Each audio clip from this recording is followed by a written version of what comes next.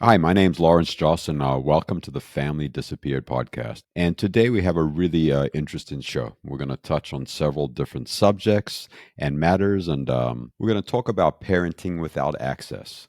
We're going to talk about the system at large, the court system, the mental health system, and the implication and the effects on our families and our children. We're going to talk about this high road, this idea of being a good person and doing the next right thing. And again, how that affects everything that we go through with parental alienation and what the effects are on our children, and not necessarily the intended effects, but the unintended effects, the impacts on our kids. We're also going to talk briefly about the closed system of parental alienation and what that means. And I'm going to touch base on the organization PAA at large, who we are, what we do, why we're doing what we're doing, and what our overall goal is over this next couple of years. So stay tuned.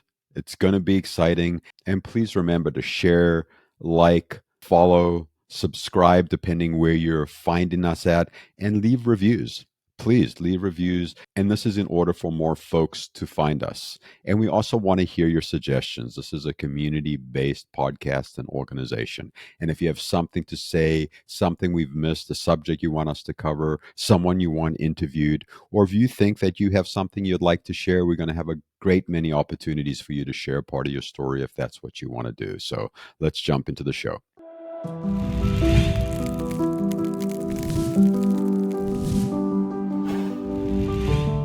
So I've said this before. For the first 7 or 8 years, I had no idea what parental alienation was. I had no idea what was going on. I just knew that my heart was breaking. I was full of anxiety and fear. I was having panic attacks. And all I wanted to do was get my kids back in my life. And I was willing to do anything. And in the beginning, I tried every kind of strategy. I spoke to the therapists, I spoke to the attorneys. I can't say that I read books about parental alienation because I didn't know about it, but I started to resource myself. I started attending 12-step meetings, which was a really big part of my recovery. I found a community of people that would just love me. You know what I mean? And it wasn't a parental alienation, estrangement, or racial specific group. It was just a general 12-step meeting at large. And it helped me start to find myself. It helped me start to heal as an individual and start to deal with some of the trauma and some of the stuff out of my family of origin, some of my coping mechanisms, and then how I showed up in the world. And I do have a resentment from those early days. And the resentment was probably is mine and directed at me. But there was this concept that I heard a lot in recovery about taking the high road and doing the next right thing. And if you listen to our last episode with Lynn Steinberg talking about going into court and making sure that you really show up in your own body and you talk about stuff that's uncomfortable, you don't let this idea of taking the high road or being a good person make you give away your agency, put you in a position where you're not advocating for yourself. And when I was taking the high road, I was just trying to be a good guy. And I figured if I could be a good enough guy, then everything would be okay. I didn't realize this was a systems problem. You know what I mean? I thought it was just a matter of time and space and everything would return to normal. So if you're new to this struggle, if you're new to parental alienation, if you're confused, if you don't know what's going on, if you're angry, sad, anxious, the one thing that I would say for you is get support, build resilience, take care of yourself. And doing all those things are the most important thing before engaging with attorneys and therapists and everyone else out there. And professionals are incredibly important. Get them. If you're in trauma or something going on, yeah, 100% go to a therapist, psychiatrist, whatever it is that you need to resource yourself. But on an interpersonal level, resourcing myself changes the way that I deal with everything else out there. You know what I mean? And in the beginning, I was just thinking a good guy gets everything, it's going to be okay. You know what I mean? Not pushing into some subject matters, bypassing stuff emotionally and spiritually. I thought was going to be okay because the kids would figure it out and stuff would just change. And that wasn't a good strategy for me. I wish I would have stepped into more spaces. I wish I would have been more grounded and more educated and been able to advocate for myself in a different way. And with that being said, we're going to jump into the meat of the show and expand on this idea of being a good guy and like a secret handshake or a unilateral agreement that so many of us are raised with. If we're good, other people are going to be good. If we do the right thing, other people are going to do the right thing. Like I'm going to do something for you and we're never going to discuss it, but you're going to do the same nice thing for me and then everything's going to be okay. And it's really detrimental to be raised in a family that that's what you learn to do. And it has this unintended impact zone with my children and maybe with yours too. And stick around at the end of the show. I'm going to share some resiliency practices, actually one resiliency practice that I use on a daily basis, and it's just a simple way to get back into my body, and it's really useful, and I'd highly suggest you trying it out. Okay, let's get going. So I just want to acknowledge this is our 12th episode, and you have all been so incredibly supportive. You've supplied questions, you've made comments, you've followed us, you're liking what's going on, and this community is really big, right? Like I'm not sure what you think, but you might be thinking this is parents and grandparents, but this is parents, grandparents, other family members. This is children, alienated children, estranged children, and everyone has a space here, and everyone is just as important. And we're getting a lot of feedback and different perspectives from a lot of kids and estranged kids that are really angry and frustrated. And that's valid. Like, if that's the door you're coming in, I just want to say welcome. And you being angry at me as a parent, or whatever it is that you're angry at, it's real and it's valid, and your feelings matter, and we want to hear about that. And part of this healing journey is everyone getting to heal, and also this healing journey is child centric. It's really about us as parents and grandparents taking responsibility for what we brought into the relationships, and hopefully the young adults and stuff like that get to see a different way of being as they're traversing their recovery journey. They get the opportunity to decide, what's the next indicated step for them. So the first thing that I want to talk about is parenting without access. Right. And so many people out there are struggling with not having any kind of contact, partial contact, or maybe they have one contact with one child and not contact with another child. Right. And for me, I don't have any contact with my two oldest daughters, and I do have contact with my youngest daughter. And it's challenging. My heart breaks every day. And what does that mean? Right. What does that mean in the relationship to parenting without access? Well, I'm here today sharing my experience, strength, and hope, right? And I feel like that is a parenting decision for me to put my face out there and my body out there, to be an advocate for change in the system, and also share some of the resources I've learned is a way that I get to parent, right? And let's open the lens of parenting. Maybe I don't get to parent my kids. Maybe I get to share information with other kids or other young adults. Maybe I help change a perspective on something or share a resource. Maybe I help a parent, a grandparent, a sister, a brother in law, a step parent. But this is my opportunity to parent without access. And another important way that I parent without access is to work on my own emotional and spiritual ecosystem. If you're thinking, I just want my kids back, I just want my parents back, I just want a relationship, that's all really, really valid. But this is the step before the step. If I just jump back into one of those relationships, but I'm not working on myself emotionally and spiritually, I'm not working on my perspectives and my constructs, then I just jump back into the same relationship, and ultimately I'm going to get the same results. I might stay connected with my kids for a long period of time, but am I really doing the work that is going to affect change in the family system and really give them the best opportunity as they grow older? I'm not sure. And there's so many different ways that we parent without access, and we're going to do a show just on that. So that's going to be something to look forward to. And just an idea to piggyback on this idea with parenting without access. When I first started struggling with my kids right after I separated from my ex, you know what I mean? There was a lot of stuff going on, and I'd done a good amount of therapy, and I thought it was really important to get my kids into therapy. So my youngest daughter was 5, my middle daughter was 8, and my oldest daughter, I think, was 11 or 12. And my oldest daughter had opted out. And I don't share this part of my story often, but my oldest daughter was alienated from me from the age of 12 to 13. And then I had a relationship with her until 18, and then she's being alienated again. So this disease is cunning, baffling, and powerful, and it's subversive, and it's divisive. And the alienator is driving it to a degree, but this disease also drives itself at a point. Once these gears are installed and some of these thoughts and feelings are digested by the children and become part of their nervous systems, then this disease has its own propulsion, it has its own movement. And every single player in the system, including myself, can help drive parental alienation, estrangement, erasure, disconnection, whatever it is at different times. And sometimes it's not even intentional, it just keeps moving. So I took my kids to therapy, and the two youngest ones, they were 5 and 8 again.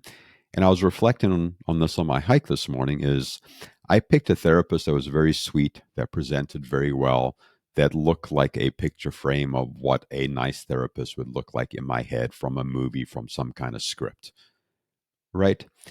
And I just presumed that she would take care of my kids and do the best that she could. And at that time, like, I wasn't really well resourced. I didn't really know how to advocate for myself. So anyone that's doing the therapy thing and or the therapy dance, reunification, whatever it is, it's really important to be resourced and have resilience and advocate for yourself and ask questions and tell the therapist what you need. And if you're not getting what you need from the therapist, is finding someone that is equipped to have these kind of conversations. Because in my experience, most therapists aren't. And are they doing something negative? No, they're just running a business, and I get to spend 50 minutes with them, and then they move on to the next client. So it's really important for me to advocate for myself. And I noticed that I picked this therapist because of the way she looked and the way she presented. And if I'm brutally honest, it was for my nervous system that I picked her. She presented in a way that was good and calming to my nervous system. And I just wanted someone that was nice or presented as that way instead of really wanting to get a therapist that maybe was a little bit more educated or stronger, was more direct and intense. So I see that now, 17 years into this journey, that was a choice I made at that time.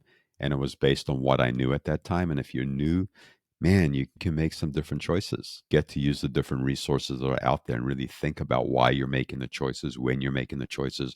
Are you picking something because it looks familiar versus looking for something that will really push into what's happening? Because I know I liked to hide in the shadows and not really deal with the things that were happening, of taking this high road and thinking everything was going to be okay.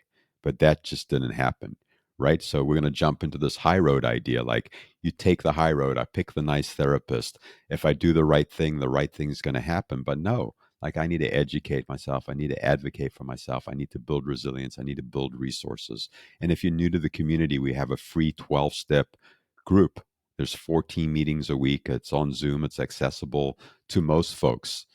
And it's a loving, kind community, and people understand what you're going through, but it's also a recovery based community. We're working on ourselves emotionally, spiritually, interpersonally, and that's where the magic happens. And that's where the parenting without access comes from again, is me working on myself. Right. And things start to change. And then when I make these agreements that I'm going to be a nice guy, but I don't tell anyone else, there's no explicit agreement. I start looking at where that's created havoc in my relationships with my kids. Like, I'm making agreements on their behalf, but I'm not really showing up. I'm not really showing up in those uncomfortable spaces. I'm just trying to be a good guy. And again, I'm trying to navigate my nervous system and calm my nervous system down. And it hasn't led to great results sometimes. And there are times where it's really relevant and useful to be reflective and slow and intentional about what you're saying. But there's a big difference between being slow and intentional and conscious about what you're saying and doing and giving away your agency and basically advocating your power to someone else. That has definitely been a detrimental thing for me. And I also just wanted to talk briefly about the closed system, right? And when I talk about the closed system, I'm talking about alienation, estrangement, erasure, disconnection. And the kids, or even myself, and everyone that's involved in the nuclear family is part of a closed system. And I was part of the alienation, right? Because I was in this closed system for a very long time. Like, I signed off on a lot of the behavior. I was a lot of the behavior because it was familiar from my family of origin.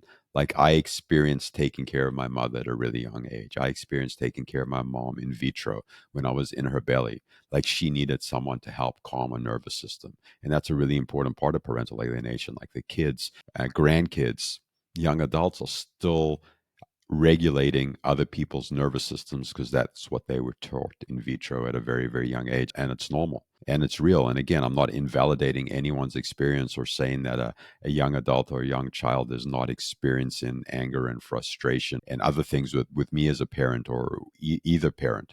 What I'm just saying is, like, we get these different buttons installed at a really young age from our families of origin, and we carry them into adulthood until we're ready to start unpacking them. So I have this struggle, right? Like, I have connection with my youngest daughter, and she's still in a closed system, right? She's still in the system where there's all these different dynamics going on and stuff. And it's challenging to have relationships with kids when parental alienation is always present, when estrangement is always present. Because no matter what's happening, I'm still navigating that in every kind of conversation. So I just want to acknowledge that for the kids, young adults, for the parents, grandparents. Like, we're all trying to navigate the system. And this energy is apparent and visceral and with us in every single conversation. And that's why it's really important for all the stakeholders to get help so the conversation can evolve and change. And Karen Whittle, who's one of my favorite folks in this community, that does some really great work out of the UK. I would definitely look her up if you're not familiar with her. She shared in one of her talks that I listened to about critical thinking. And critical thinking is not fully developed in young adults until their early 30s, 32, 33, 34. And this is a window when a lot of people have an opportunity to reconnect. And I know the brain doesn't fully develop until 26, 27, but not until I had listened to Karen did I realized that there's this other developmental issue and process taking place that we all go through. And for me, like my life started to significantly change. It was probably in my mid 30s.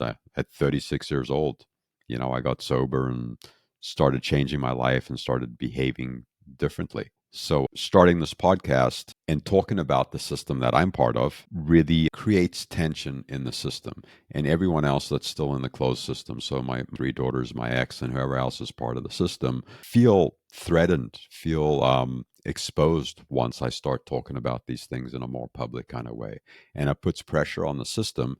And if the system starts to feel this pressure and get pressurized, then more shrapnel comes my way in different kind of nuanced ways, right? So I know that me doing this is having an effect on my kids, most probably not in the most positive way.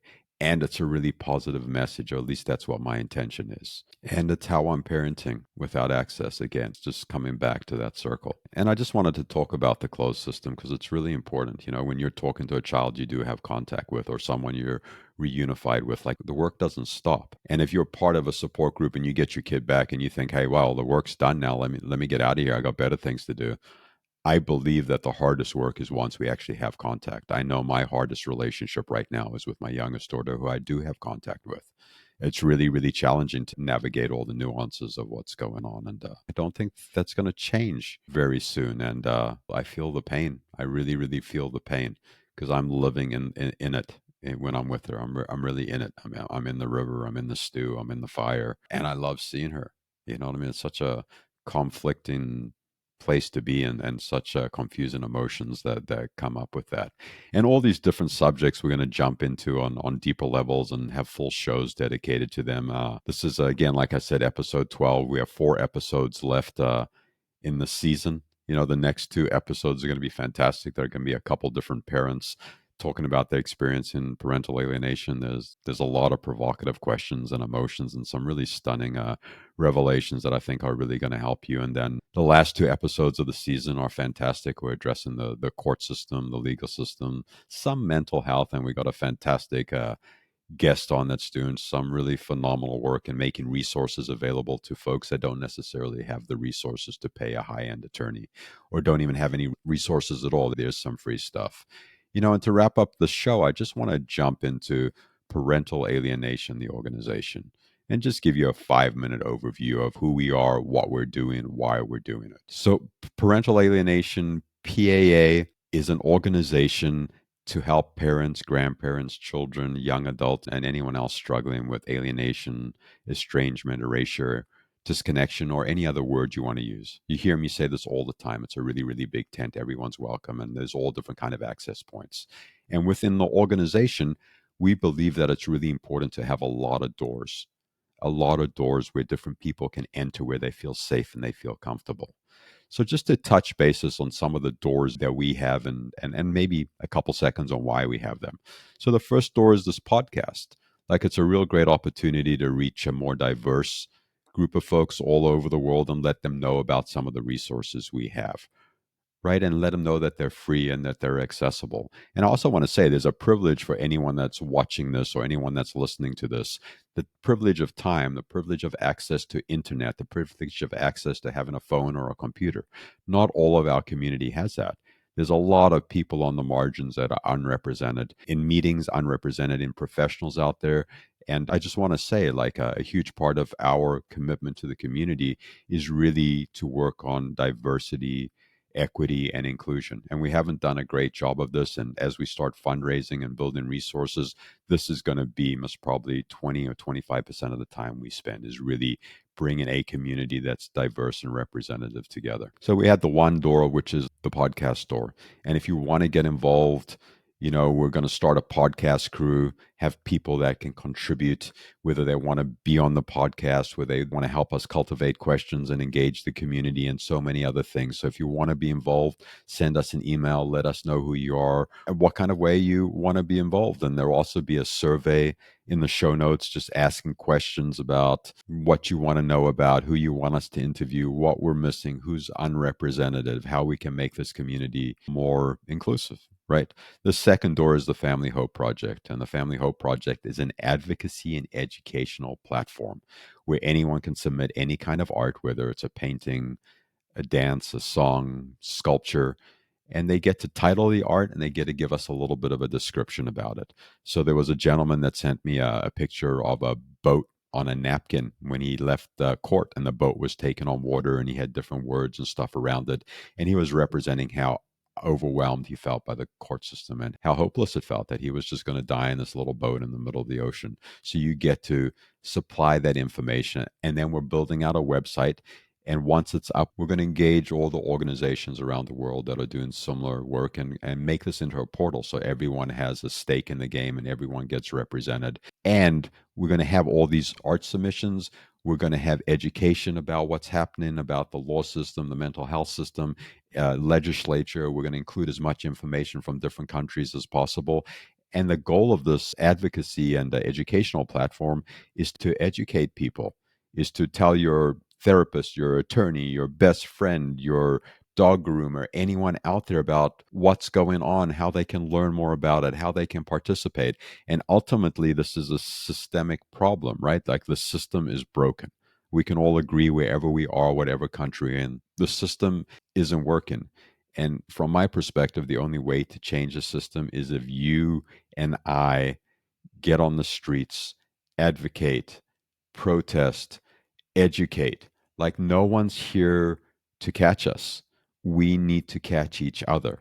And this is a people power solution, in my opinion. And other people, I'm sure, have different opinions. And there's people doing great work in all different silos and perspectives around there. I'm not negating any of that, but I truly believe this is a people power issue. And we, the affected ones, are going to have to be the ones that cultivate the energy to create change. And it might not be for our families. And if we look at the histories of people that are advocating and on the street and changing some of the systemic issues around the world, it was done one person at a time, and it didn't necessarily change their life, but it definitely affected other people coming down the road. And that's what we're going to do. And the Family Hope Project is just a little piece of educating, advocating, and being in our power and showing up for our lives. And we need your input. There's a link in the show notes to submit art. If you want to be part of something, if you want to be on the committee that kind of like runs this stuff, if you want to contribute, if you have ideas, jump in, right? This is mostly volunteer run. Everything you're seeing is done by volunteers. The show, you might see my face.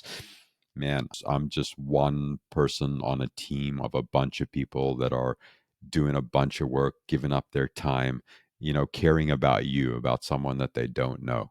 And they're willing to do that because they really believe on a systemic issue that we can create sustainable long term change. And maybe not for us, maybe not for our situations, but we can definitely affect what's going to happen coming down the road. Another door is the Parental Alienation Anonymous support group meetings.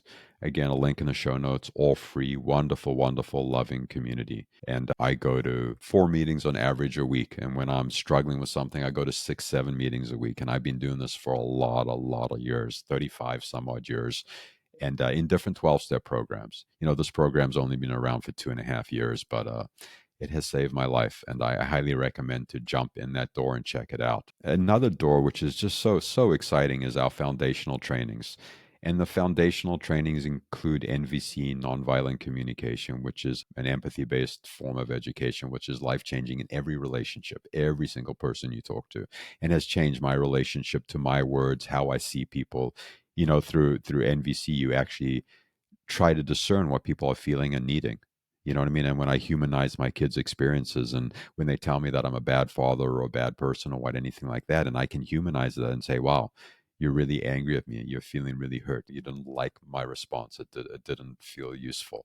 and you're just needing a sense of safety. You just want to feel loved, like what a transformational practice nonviolent communication is. And then we're going to have the heart practice is a meditation, and there's a meditation practice called sympathetic joy, and sympathetic joy is joy in someone else's joy, and learning to cultivate joy in my kids' joy, even though I'm not part of their lives, is has been transformational, and that'll be something that we're offering. We're going to be doing some different stuff. There's something called The Work by Byron Katie, which will take any really, really hard thought or situation you have and give you some different windows to look at it, and transform the thought. And that's wonderful. And then there's work called Grace Training, which was developed by Roshi Joan Halifax at Yapaya Zen Center in New Mexico, and so many other things. And these foundational trainings are going to come online with fundraising. Everything's going to be free in everything's going to be free in the foundational trainings and the meetings, and we need resources as a community if we want to roll these out quickly. And that might not work out that way. We might roll this out really, really, really slowly, or if the community jumps in, and some of you have great resources, some of you have no resources. And let's just quantify resources. Resources are definitely money and financial resources. A resource is time, volunteering, asking how you can help, sending in suggestions. There's so many ways to share resources. So, consider what that looks like for you, and please jump in and share. So those are just some of our doors. And again, the importance of the different doors is something like the podcast, like, reaches a lot of folks. Maybe 40, 50, 60% might come in through the podcast. Maybe 5% are going to come in through searching for a support group and come in through, the Parental Alienation Anonymous support group. Maybe people's expression through art's going to bring 3 or 4 or 5%. Maybe the advocacy work, the diversity, equity, and inclusion work is going to bring 10%. Like, we need to open as many doors as possible, because our mission is to help as many people as possible for fun and for free. And again, we're all volunteer run. It's peer to peer. We do have some folks helping us out that are being paid. And that's the show. We covered a lot of topics. Again, we have 4 episodes left in the season, and we'll jump right into our next season afterwards. And we're going to be making some changes to the show. We're going to be having a mailbag at every show where we're answering your questions. So please ask questions, share thoughts. We're going to be having live events, live Q&As. We're going to be having an organizational community conversation once a month, just talking about how to change the community. We're going to have a conference and convention next year. Get involved. We need your support. And the foundational trainings hopefully will be launched by the end of the year, and so much more. And again, thank you for coming along for this journey. And again, share, like, subscribe. Please, please give us reviews.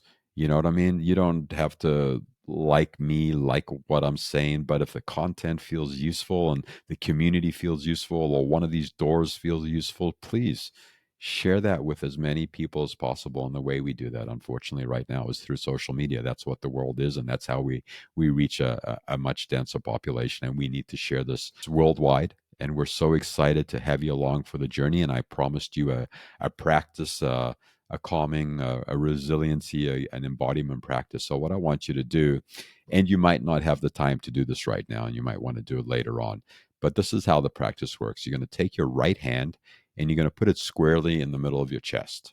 And I want you to put a little bit of pressure on your chest so you can actually feel like the palm of your hand on your chest. And this is starting to get you into your body. I'm rubbing mine around in kind of like a circular motion. And then what I want you to do is I want you to stick your fingertips into your chest. You're actually feeling 4 or 5 different points touching your chest. And again, getting you into your body, starting to feel your body. If you're stuck in a ruminating thought, if you're anxious, if you confused, or you just want to take care of yourself in a loving, kind way, right hand on your chest, feel the pressure, feel your fingertips. Left hand on your belly, okay? I'm still keeping my right hand on my chest, but my left hand's on my belly, and I'm just going to take slow breaths into my belly, right? This is going to calm my nervous system down. So, well, maybe that's the first breath I've taken on this podcast. So let's just do this, right? Breathe in through your nose into the belly, and then just let it go, and just feel your body kind of relax into your seat, your shoulders drop, maybe your jaw release, and I do this maybe 10, 15, 20 times a day. I find myself stuck in a thought or maybe having some kind of physical pain or something going on. My right hand goes to my chest. I get back into my body. My left hand goes onto my belly. I take some breaths into my belly through my nose, and I just feel my whole ecosystem start to relax. So I hope you enjoyed the show.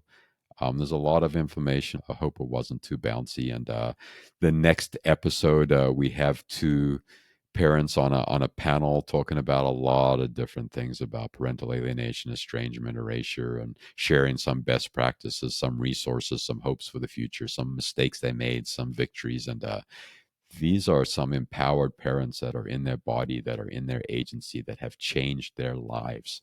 And residually, you know what I mean? The kids have the best possible chance going forward to have a grounded, resourced, resilient, and available parent. So enjoy the day. Thank you for taking the time to listen, and we will see you in the neighborhood.